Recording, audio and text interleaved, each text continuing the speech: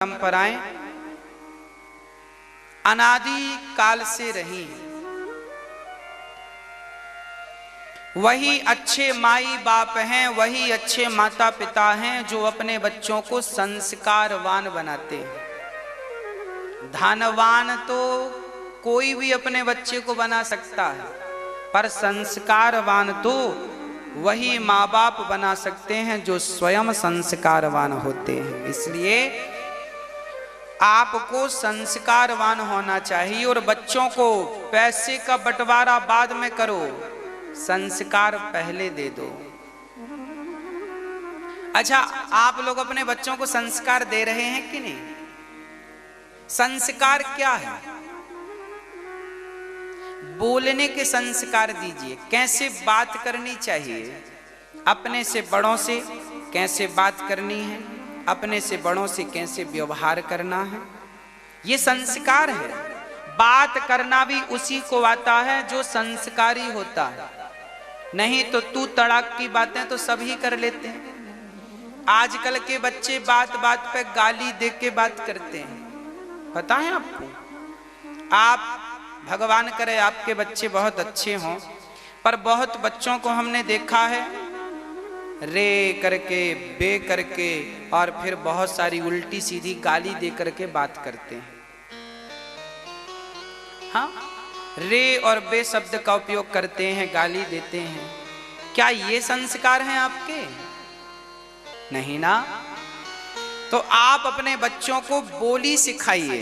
बेटा कैसे बोलना है, अपने से बड़ों को क्या बोलना है, कैसे उनका सम्मान करना है।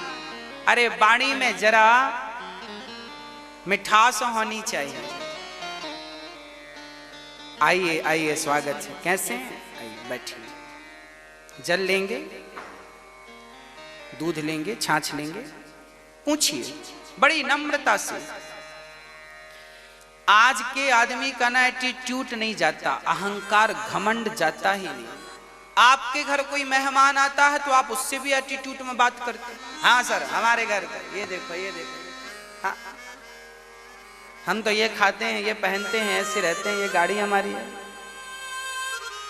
अरे तुम्हारे घर मेहमान आया है, उससे कैसी बात करनी है ये बात करना सीखो। हर जगह अहंकार।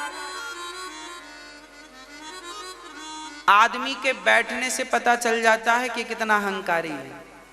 याद रखना, साधु लोग आपके बैठने से पता कर लेते हैं कि आप कितने अहंकारी हैं। हम आपकी बैठक देख करके, आप बैठे हैं ना, आपके बैठने का अंदाज देख के हम बता देंगे कि आप अहंकार से कितने भरे हैं और कितने सरल हैं।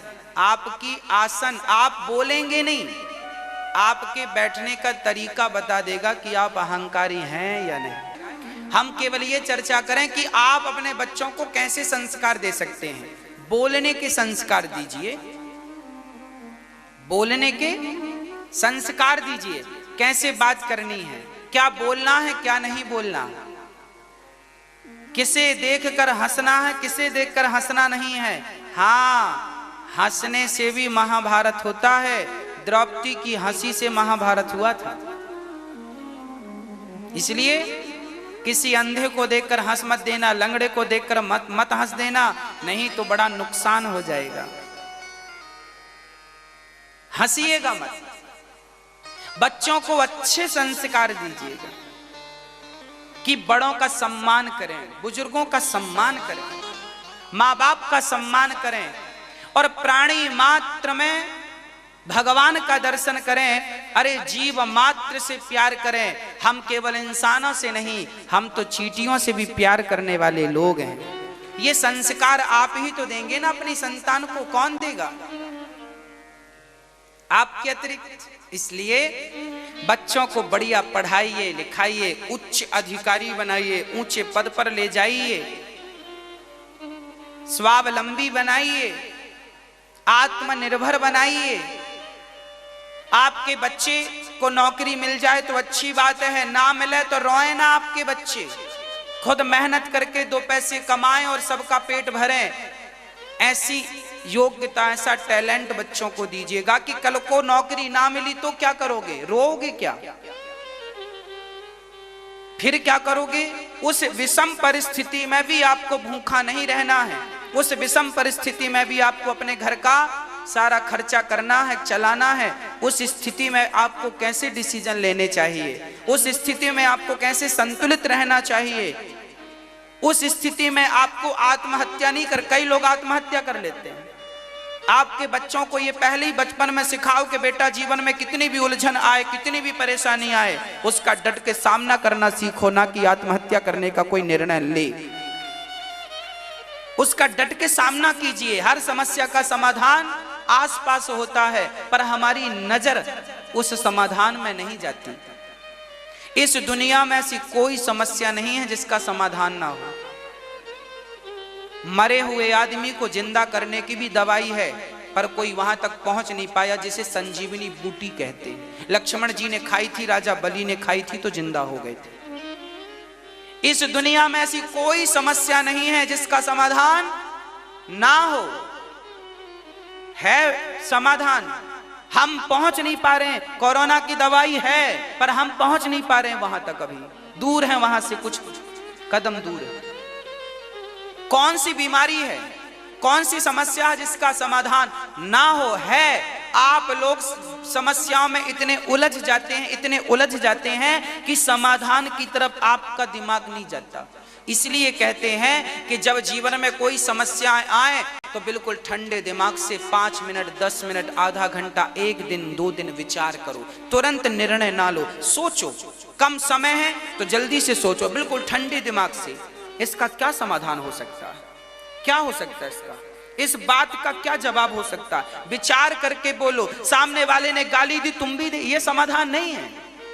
सामने वाले ने हाथ उठाया, तुमने भी उठा दिया, ये समाधान नहीं है। विचार करो,